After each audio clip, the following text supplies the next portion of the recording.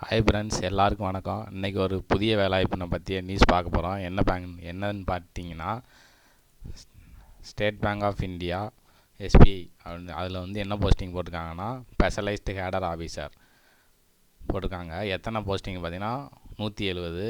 அது கல்வி தகுதி இன்ஜினியரிங், பிஇ பிடெக் இன்ஜினியரிங் முடிச்சிருந்தீங்கன்னா அதுக்கு யார் வேணால் அப்ளை பண்ணலாம்.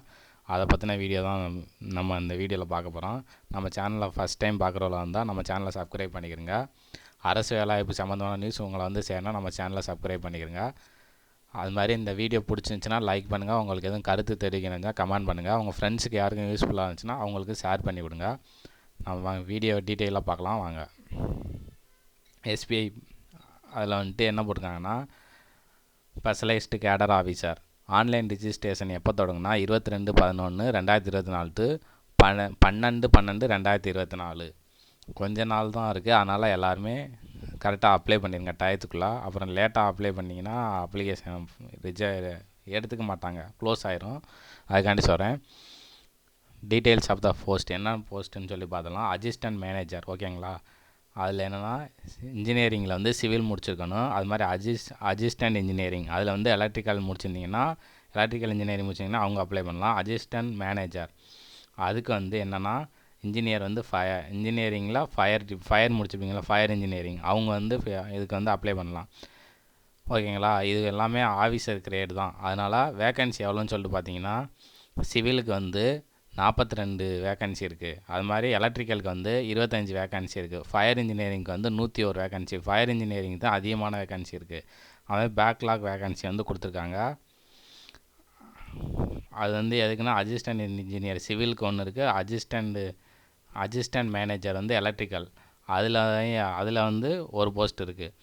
ஏஜ் லிமிட் என்னன்னு சொல்லிட்டு பார்த்தீங்கன்னா, ரெண்டுக்குமே 21 வயசு மினிமம் இருக்கும். Maximum age 30. அது மாதிரி ஏஜ் ரிலாக்ஸேஷன் இருக்கான்னு கேட்டால் இருக்குது. 5 இயர்ஸ் ஃபார் எஸ்சி எஸ்டி, ஓபிசிக்கு 3 இயர்ஸு, எக்ஸ் சர்வீஸ் மேனுக்கு 5 இயர்ஸு.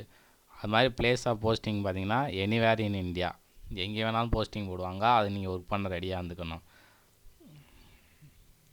ரிசர்வேஷன் இவிஎஸ்ன்னு சொல்லுவாங்களே, எக்கனாமிக்கல் வீக்கர் செக்ஷன், அவங்களுக்கு ரிசர்வேஷன் இருக்குது. அது மாதிரி டிசபிலிட்டி பர்சன் இருக்காங்களா, அவங்களுக்கு ரிசர்வேஷன் இருக்குதுன்னு சொல்லியிருக்காங்க, ஓகேங்களா. அது எசென்சியல் குவாலிஃபிகேஷன் என்னன்னு சொல்லி கேட்டிருக்காங்க.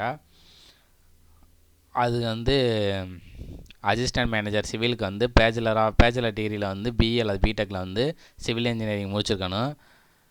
அது மாதிரி எசென்சியல் எக்ஸ்பீரியன்ஸ் என்னன்னு, ஒர்க் எக்ஸ்பீரியன்ஸ் என்னென்னு கேட்டிருக்காங்கன்னா 2 இயர்ஸ் எக்ஸ்பீரியன்ஸ் இருக்கான்னு சொல்லியிருக்காங்க. கன்ஸ்ட்ரக்ஷன் அல்லது maintenance, multistorey, commercial and institutional, residential buildings இது மாதிரி ஏதாவது ஒர்க் பண்ணியிருப்பீங்களா, அதில் ஒரு 2 இயர்ஸ் எக்ஸ்பீரியன்ஸ் வச்சுருக்கேன்னு சொல்லி கேட்குறாங்க. எக்ஸ்பீரியன்ஸ் வச்சுருந்தீங்கன்னா அதை அப்ளை பண்ணுறதுக்கு ஈஸியாக இருக்கும் உங்களுக்கு. அதுக்கப்புறம் அசிஸ்டன்ட் மேனேஜரில் இன்ஜினியரிங்கில் எலக்ட்ரிக்கல் இன்ஜினியரிங்க்கு அது மாதிரி பிஇ பிடெக்கில் எலக்ட்ரிக்கல் இன்ஜினியரிங் முடிச்சிருக்கணும். 60% மார்க் வச்சுருக்கணும். இதுக்கும் 2 இயர்ஸ் எக்ஸ்பீரியன்ஸ் கேட்குறாங்க. அது மாதிரி assistant manager engineering fire, BE பிடெக்கில் சேஃப்டி அண்ட் ஃபயர் இன்ஜினியரிங் முடிச்சிருந்தீங்கன்னா அதுக்கு அப்ளை பண்ண வேண்டியதான். Fire technology and safety engineering அது இப்போ முடிச்சிருந்தவங்க இந்த இதுக்கு அப்ளை பண்ணியிருந்தேன். இதுக்கு அதிகமான வேகன்சி இருக்குது, 101. அது மாதிரி டீட்டெயில்ஸ் ஃபார் ப்ரைவேட் ஜாப், உங்களுக்கு நீங்கள் செலக்ட் ஆனதுக்கப்புறம் உங்களுக்கு என்ன வேலைன்னு சொல்லிட்டு இதில் கிளியராக கொடுத்துருக்காங்க. இதை பார்த்துக்குறங்க. இதை தான் உங்களை இந்த வேலையை தான் உங்களை பார்க்க சொல்ல போகிறாங்க. அதனால் முன்கூட்டியே என்ன வேலைங்கிறத கொடுத்துருக்காங்க. அது மாதிரி இது உங்களுக்கு சாதாரண போஸ்ட்டு கிடையாது, மேனேஜர் போஸ்ட்டு. அதனால் நல்ல சேல்ரி, அது மாதிரி உங்களுக்கு கவர்மெண்ட் ஜாப்பு, செக்யூர் ஜாப்பு. அதனால் யாரெல்லாம் இந்த எலிஜிபிள் இருக்கீங்களோ 2 வருஷம் எக்ஸ்பீரியன்ஸு, அது மாதிரி ஃபயர் அண்ட் சேஃப்டி இன்ஜினியரிங் அவங்களாம் அதை ஆப்ளை பண்ணுங்கள். அதுக்கப்புறம் ரெனுமரேஷன், அதான் ஸ்கேல் ஆஃப் எவ்வளோன்னு சொல்லிட்டு இதில் கொடுத்துருக்காங்க. இந்த அதுக்கு பார்த்துக்குங்க. கிட்டத்தட்ட 90,000 வரும். அதுக்கப்புறம் HRA house rent allowance, dearness allowance, PF, contribution pension fund இது எல்லாமே அதில் சேருன்னு சொல்லிட்டு கொடுத்துருக்காங்க. ஆன்லைன் எக்ஸாம் ஃபஸ்ட்டு வைப்பாங்க. அதை வச்சுட்டு அதுக்கப்புறம் தான் இன்ட்ராக்ஷன் அது ஒரு வைப்பாங்க. இன்ட்ராக்ஷன்னா இன்டர்வியூ மாதிரியே. அது மாதிரி ஃபயர் இன்ஜினியரிங் மட்டும் ஷார்ட் லிஸ்ட் பண்ணிவிட்டு இன்ட்ராக்ஷன் வைப்பாங்க, அவ்வளோதான். அவங்களுக்கு எக்ஸாம் கிடையாது. அது மாதிரி நம்ம வீடியோ பார்க்க ஸ்கிப் பண்ணால் பாருங்கள், அப்போ தான் என்ன சொல்கிறேன்னு சொல்லிட்டு உங்களுக்கு புரியும். ஆன்லைன் எக்ஸாம் சொல்லிட்டு பார்த்தோம்ல, அது ஜென்ரல் ஆப்டிடியூடில் என்னென்ன இருக்குதுன்னு சொல்லி கேட்டிங்கன்னா, test of reasoning, quantitative aptitude, English language, இது எல்லாத்துலேயும் டெஸ்ட் ஆஃப் ரீசனிங்கில் 50 கொஸ்டின், குவான்டிடேட்டிவ் ஆப்டிடியூடில் 35 கொஸ்டின், இங்கிலீஷ் லாங்குவேஜில் 35 கொஸ்டின், ப்ரொஃபஷனல் நாலேஜில் வந்து 50 கொஸ்டின் இருக்கும். அது என்ன சிவில்னா சிவில், எலக்ட்ரிக்கல் இன்ஜினியரிங் எலக்ட்ரிக்கல், அது ரெண்டுலேருந்து ஏதாவது நீங்கள் என்ன எடுத்துருக்கீங்களோ அதுலேருந்து உங்களுக்கு 50 கொஸ்டின் வரும். அதுக்கப்புறம் தான் இன்ட்ராக்ஷன் வைப்பாங்க. உங்களுக்கு என்ன பெனிஃபிட்னா நோ நெகட்டிவ் மார்க். எல்லா எக்ஸாமுமே நெகட்டிவ் மார்க் இருக்கும். ஆனால் இந்த எக்ஸாமுக்கு வந்து நெகட்டிவ் மார்க் கிடையாது. அது வந்து உங்களுக்கு பெனிஃபிட்டாக நான் எல்லா கொஸ்டினுமே அட்டன் பண்ணிட்டு வந்துருங்க. ரிட்டன் டெஸ்ட் எழுதுறீங்களா, அது 70% மார்க்கு, இன்டர்வியூ வந்து 30% மார்க். இது ரெண்டையும் சேர்த்து தான் வெயிட்டேஜ் பண்ணி உங்களை செலக்ட் பண்ணுவாங்க. ஷார்ட் லிஸ்ட் வந்து அந்த இணையதளத்தில் வெளியிடுவாங்க. அதுக்கப்புறம் ஆன்லைன் எக்ஸாம் முடிஞ்சோடனே இன்டர்வியூ பண்ணுறப்ப நீங்கள் என்ன ஹார்ட் காப்பி எல்லாத்தையுமே நீங்கள் அது மாதிரி நீங்கள் அப்ளிகேஷன் போடுறீங்களா, அது வந்து ஹார்ட் காப்பிலாம் அவங்களுக்கு அனுப்ப தேவையில்லை, உங்களோடய நீங்கள் வச்சுக்கணும் ஒரு பிரிண்ட் எடுத்து அப்படின்னு சொல்லியிருக்காங்க. அது மாதிரி நீங்கள் எக்ஸாம் சென்டரில் அந்த என்னென்ன கொண்டு போகக்கூடாது கொண்டு போகணும் அப்படின்னு சொல்லிட்டு அந்த இது போட்டிருக்காங்க. அப்ளை பண்ணுறது வந்து இந்த வெப்சைட்டில் தான் போய் அப்ளை பண்ணணும். பேங்க் SBI அப்படின்னு சொல்லிட்டு இருக்குல்ல, கேரியர்ஸில் கரண்ட் ஓப்பனிங்கில் கிளிக் பண்ணி நீங்கள் அப்ளை பண்ண வேண்டியதான்.